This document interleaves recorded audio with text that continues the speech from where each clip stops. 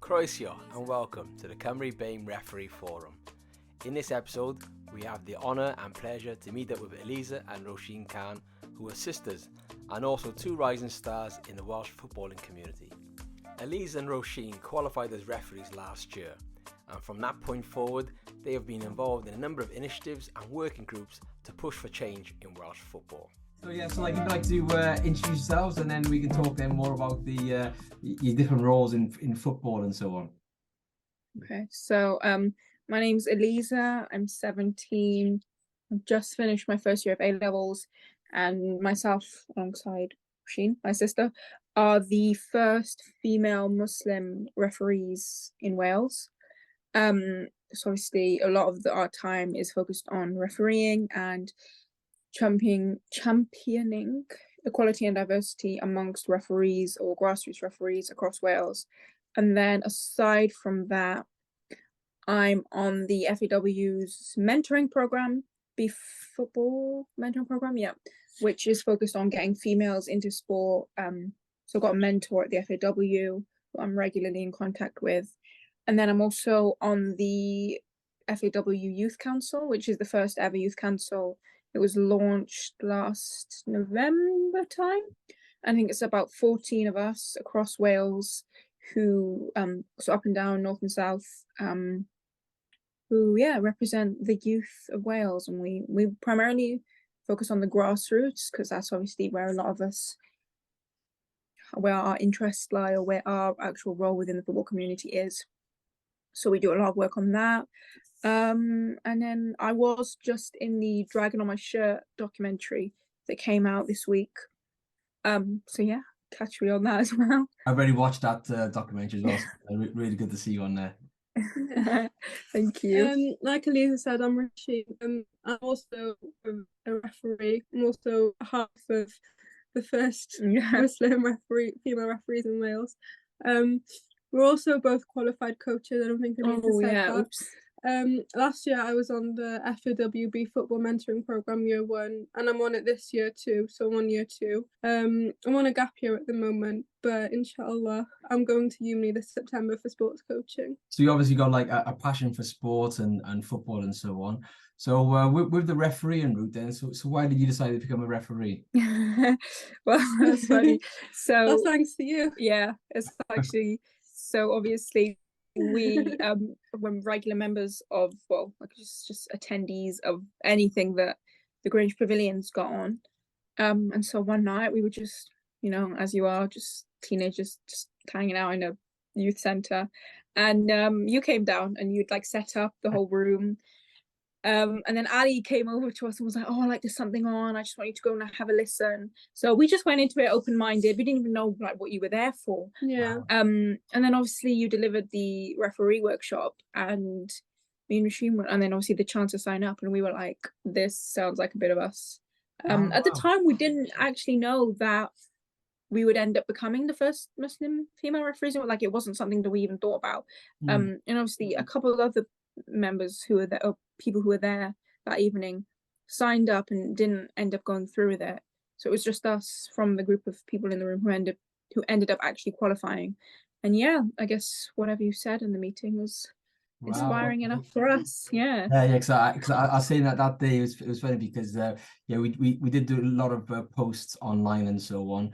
And it was like I was there in a room and it was like empty, and it's like, oh, okay. And your youth group was running in the background, so we, in the other room. So I think you had finished, and then you said, oh, come in and find out. So it's amazing that it's like you're like bypassers just walking past, and then all of a sudden it's opened so many different doors and opportunities. Literally. Wow. It's so mad, because I was thinking, what if we didn't like show up to the pavilion that day?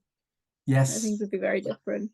Yeah. That I've been, in discussion with the FAW for a long time, saying, well, what can we do? And it's the kind of thing as in they can only go so much or so far, that with their limited resources, and also ideas-wise, limited ideas of different ways to reach, hard to find communities. Whereas it was something as in just turn up at the pavilion in the heart of the community, and then you go from there. So how did you find the process? Were there any issues when you come to signing up and then becoming a referee and so on? We found the process really easy. All in all, it was just a 6-hour online course. It was a lot more challenging than I thought it was going to be, but that's what opened my eyes to refereeing, and that's why I really enjoy it, because it's not easy, even though people think it is. But we did find the process really easy, signing up, doing the course, and then our first match came and we sort of forgot it all.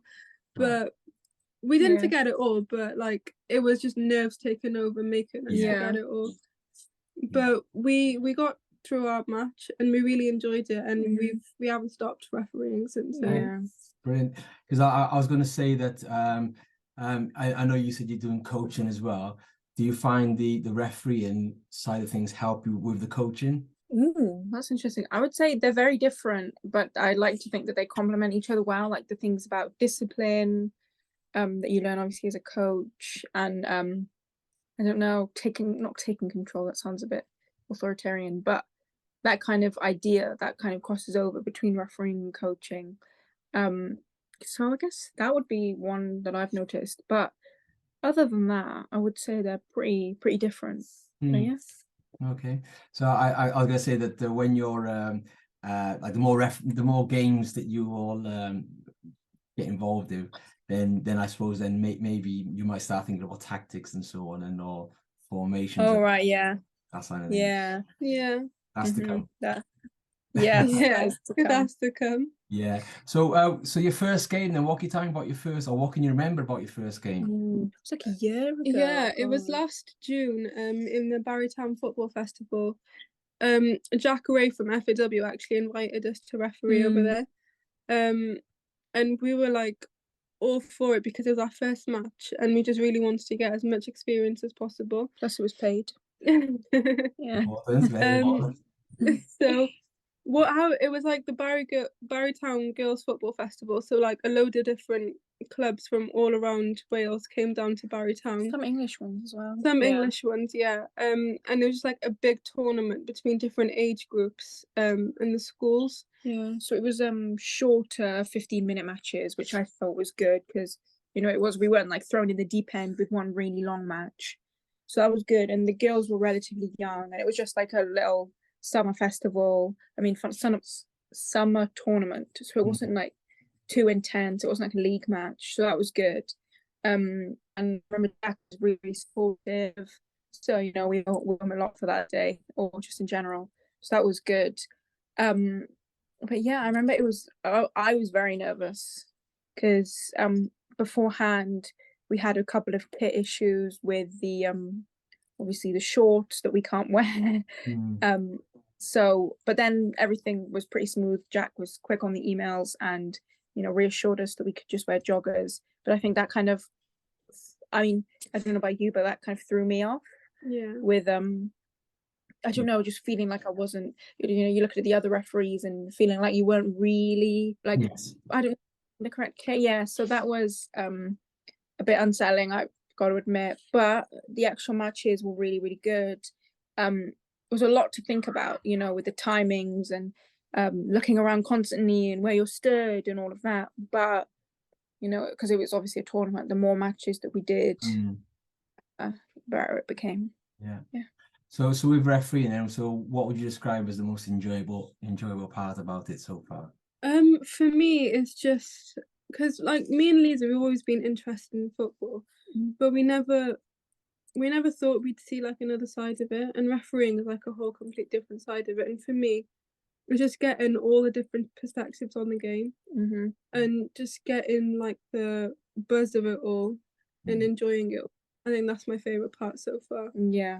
I would say just kind of thinking about football in a different way, because obviously no one really deeply considers a referee, but they've got a lot bigger of a job than you think.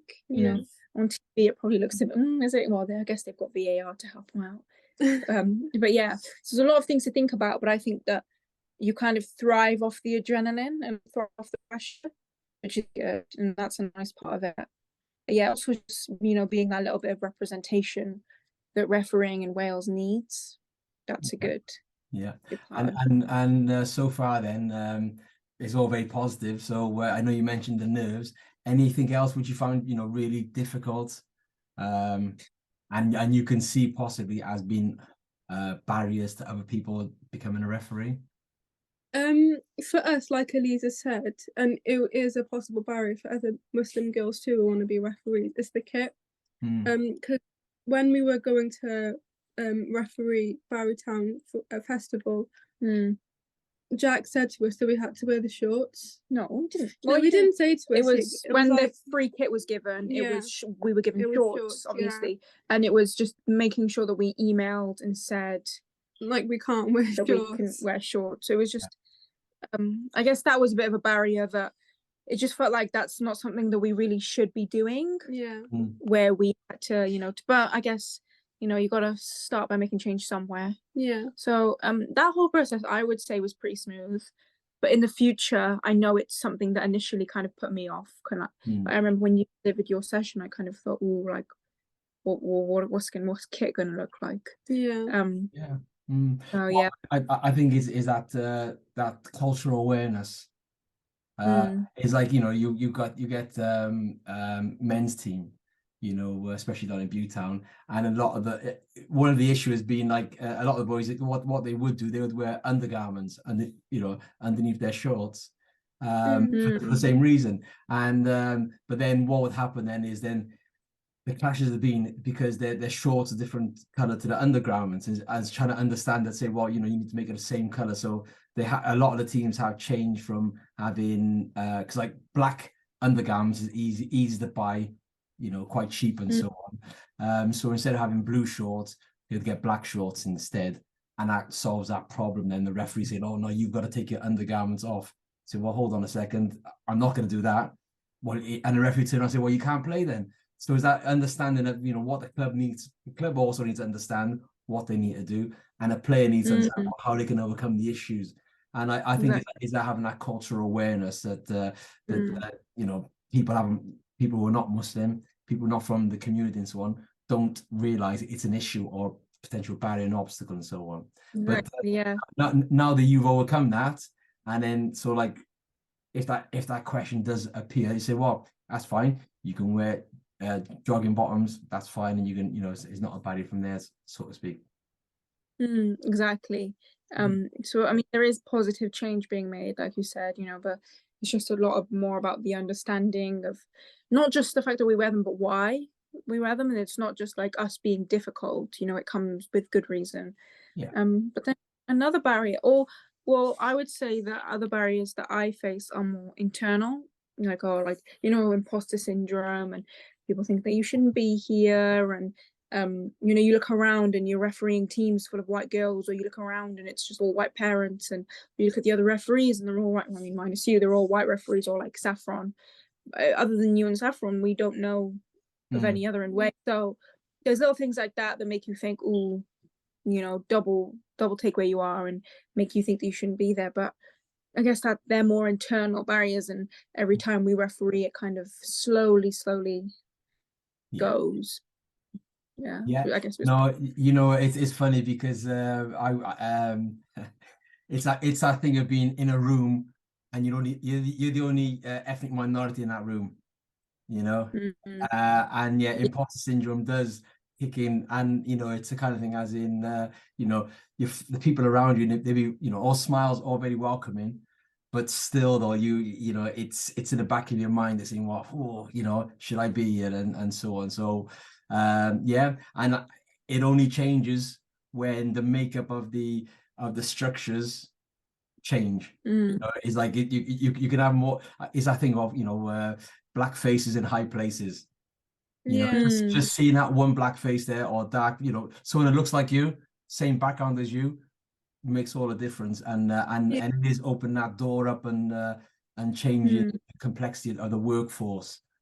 Yeah, I think that's why we were so intimidated on our first game, especially because we looked around and it was all white faces, and it was just me and Eleeza stood there like, we're like really scared.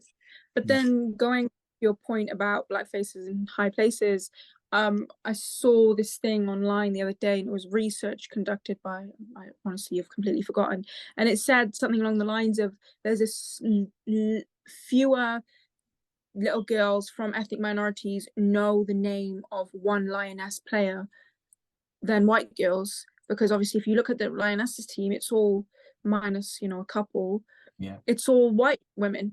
And so even when you're younger, you subconsciously think that, well, that team doesn't represent me, so why am I gonna bother knowing them? Why am I gonna bother even watching or thinking about it? Because there's no place for me there. It's about working and, you know, trying to break down that barrier, but it's got to start somewhere. So I guess within the refereeing, it starts here. Yeah, that's exactly, and it's the kind of thing as in that you know, those people who are the you know, breaking down the barriers and striving forward. It's like you know, having that imposter, you know, like the imposter syndrome, and so it's so difficult for them. But you know, they can change, you know, they can change so much just by being there, you know, and may not in the first instance, you know, light up the world and all the rest of it, but the people behind them, they'll be the ones who will strive forward and so on. Exactly. Yeah. That's brilliant. So I was saying you've been doing a lot on social media, and football, and the football community has embraced you. Are you surprised with the response? Any attention? Ooh, that's a good question. Yeah. Yes and no. I think both of us really struggled with this, and we've had a lot of conversations about it. That we found initially the response was simply because, not that we were referees, because of the way we look. And there was a lot of positive discrimination. Yeah. Which obviously is great as an idea, but when you put it into practice, it sometimes feels like you're only in a room for the way you look, or to, you know, to make someone else look good. Yeah. So that's something that we struggled with a lot. But then the football community within Grangetown, Butetown, we've really found the response there good. You know, we got a lot of support from like Ali, and you know, a lot of in the community, you know, you start to become like well known. You know, we've got especially Unify, Unify, and like our family and our family friends, our own friends, they've been hugely supportive of us. So I think I was quite surprised. I was surprised, but I feel like we expected it, but we didn't expect it. We expected it because obviously the way we look, and you don't see every day. You don't see a referee wearing a hijab, or a coach wearing a hijab, especially in a place like Grangetown or even a place like Wales. But we didn't expect it at the same time because it just went off. Like we've had so many opportunities from places like you, from Cardiff Referee Society, from the FAW, from Cardiff City Academy, with Unify. So we've had, but then I guess within our own little bubble, like, you know, the Asian aunties and whatnot, I guess people are supportive, but then you'll always have that, oh, they're the referees, like they're a bit like, what's the word? They just stand out. They're a bit Western, you know? They're like, oh, they're a bit off the rails kind of thing. Yeah. That's, I feel like that subconsciously people kind of view us as that. Yeah. That, you know, I guess. That's interesting, because like, you know, like it's like you always think about what, say, the you never think about what your community thinks about you. You know, I'm stepping into that environment where I'm not expected to be there and so on. Whereas you know, you've got your aunties, your own neighbors, your uncles, they're looking around saying, what are they doing over there? And then, you know, socialized and so on. And but I think that's the thing with football, is that there are so many opportunities, different opportunities available, that it is a profession, it is a career, you know, and a very good career in terms of, you know, the financial rewards on that aspect, and the opportunities in society as well. Because, you know, you may start off as a referee, you may start off as a coach, but, you know, you can go into the TV, the broadcasting side of things, you can go into the media things. So those doors can open up. It's just that, you know, we need people to walk through those doors. Yeah. Like even now, if you just look up you know, I did the drag on my shirt thing. I've been on a podcast, and I'm on the youth council, and we're on the mentoring program. And so even just from us refereeing, we've had all those things, and all those doors have been opened for us. And I didn't realize how big the football world was, and how that you can get paid from it. Like, yeah, we didn't know that. Like, as stupid as that sounds, we actually didn't know that you can get paid. Exactly.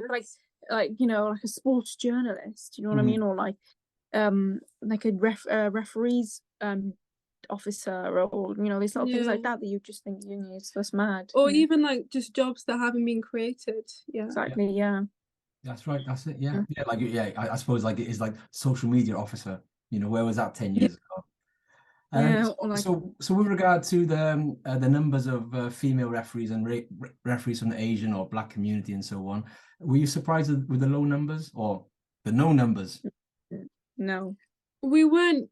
Yeah, we weren't surprised, to be honest. I thought we wouldn't be the first. We thought there'd be maybe someone before us.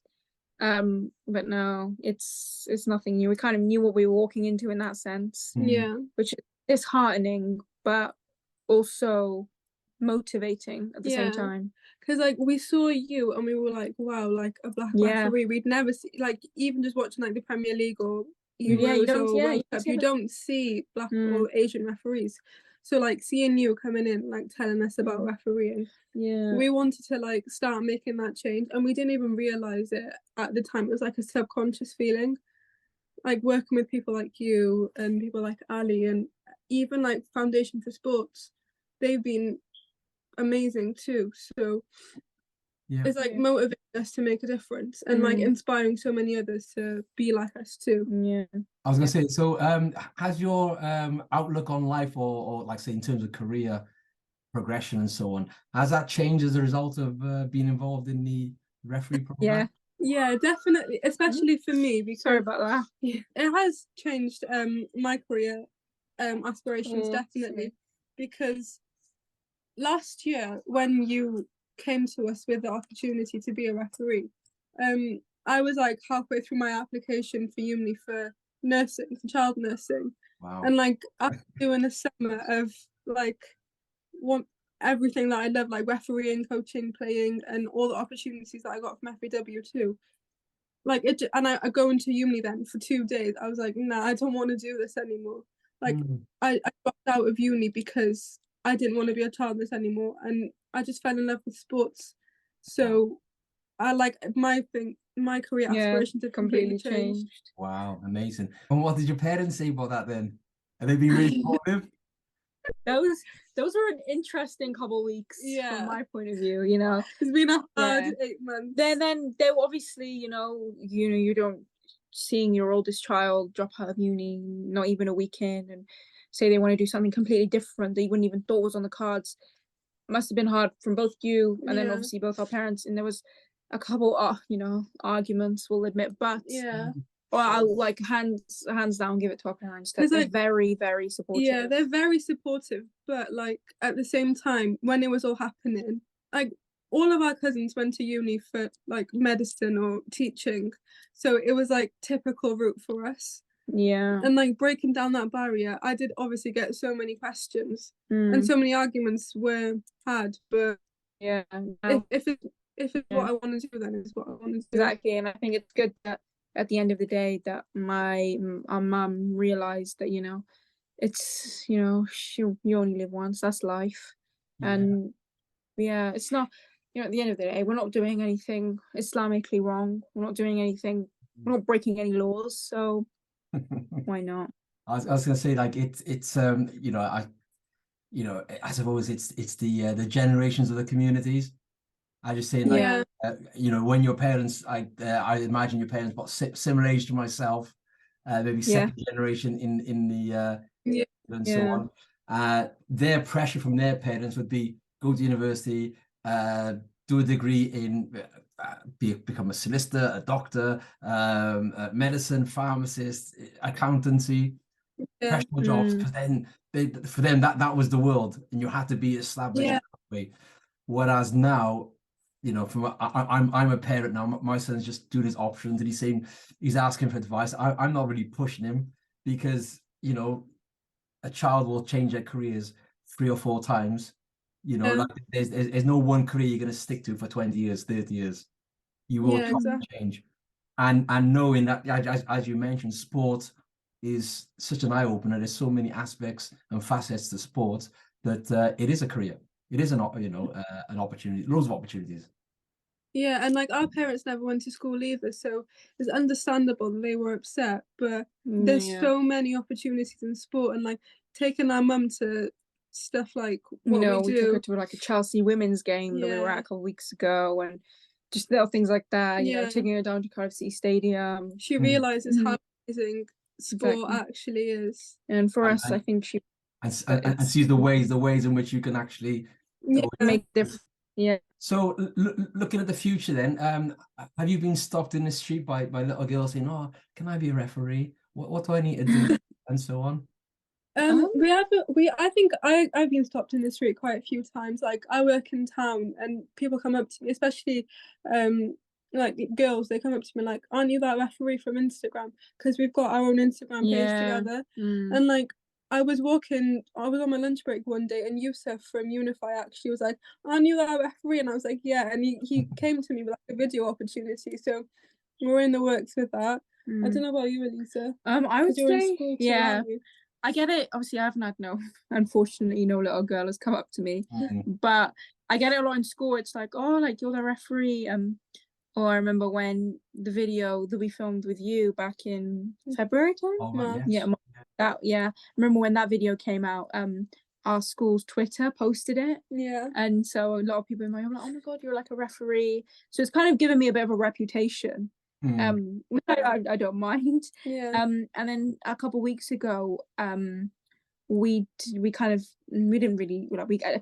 an event hosted by Cymru, which is the Welsh South Asian supporters group, and then Her Game 2.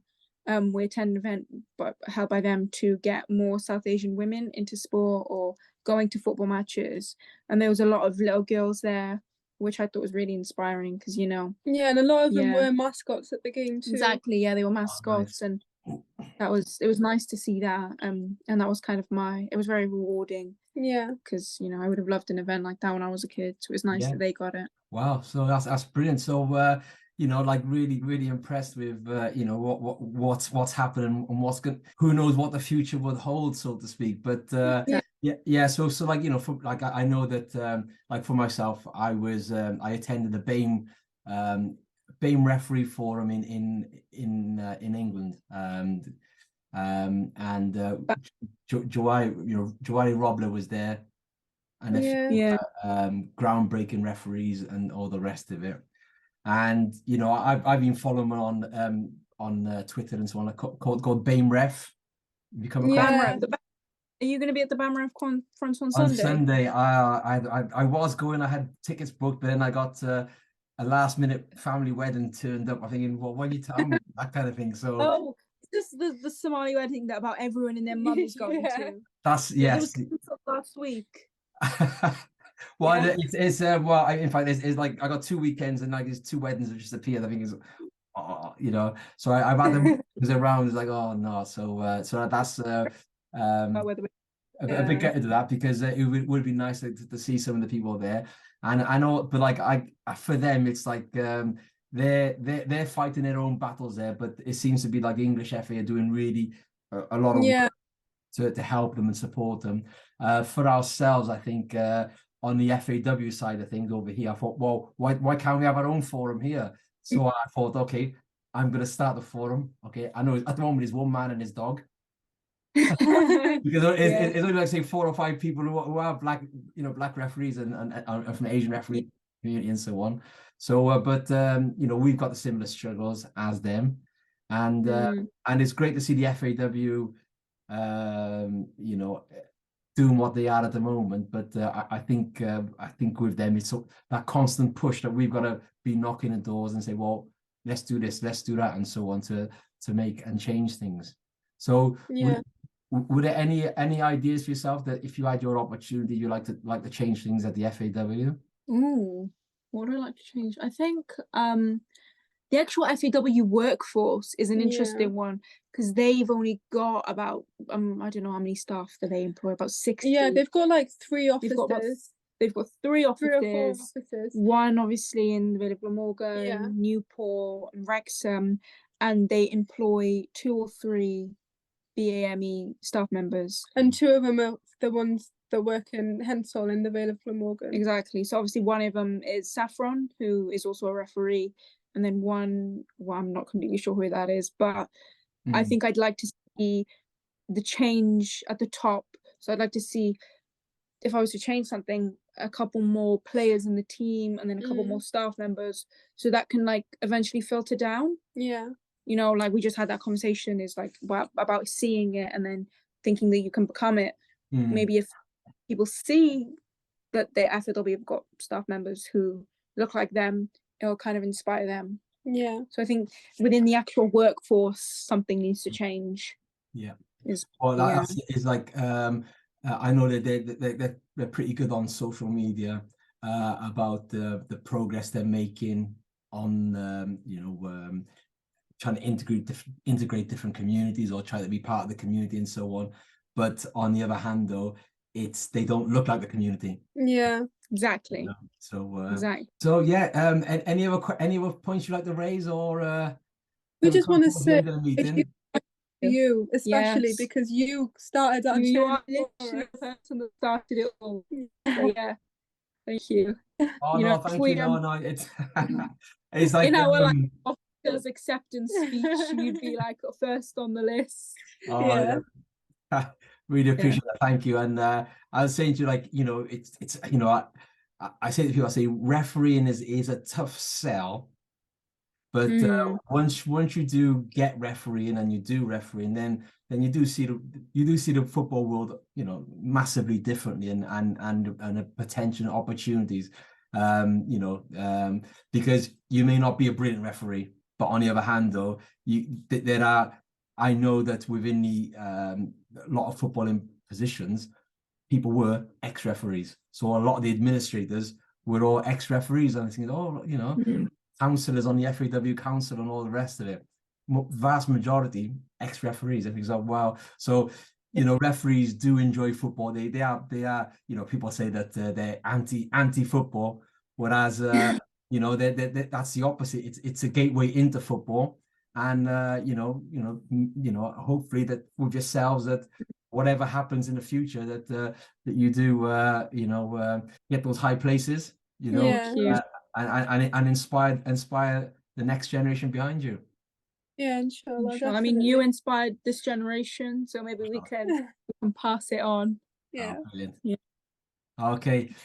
So yeah, what I was going to do, I'll put a little video together, inshallah. Yeah. And I've set up a channel on YouTube as well. So social media. So we'll see. Just to get our voice out there, because I know when I've been interacting with the people over in England, it's like as if we don't exist in Wales. Yeah. People in Wales, there are Asian people in Wales. It's like And when they find out about our history, how long we've been here, things like, oh, okay, yeah. It's not all about London, is it? Yeah. No, it's annoying that they think we don't exist over here, but we've got to make that change, haven't we? So then, for them to see us. But yeah, that's it. Okay, so thank you once again for to meet, and then inshallah we'll see you again in the future. Inshallah. Okay, assalamu alaikum. Thank you. We hope that you enjoyed watching the video, and I'm sure that you would agree that Eleeza and Rosheen are truly inspirational characters and will certainly make a positive change to the footballing community in Wales. Please like and share the video, and also subscribe to the channel with more videos to follow. Also, please let us know your thoughts and engage in the conversation. Follow us on Twitter at Cymru BAME Referee. You can also follow Eleeza and Rosheen on Instagram. Hwyl fawr and goodbye from us all.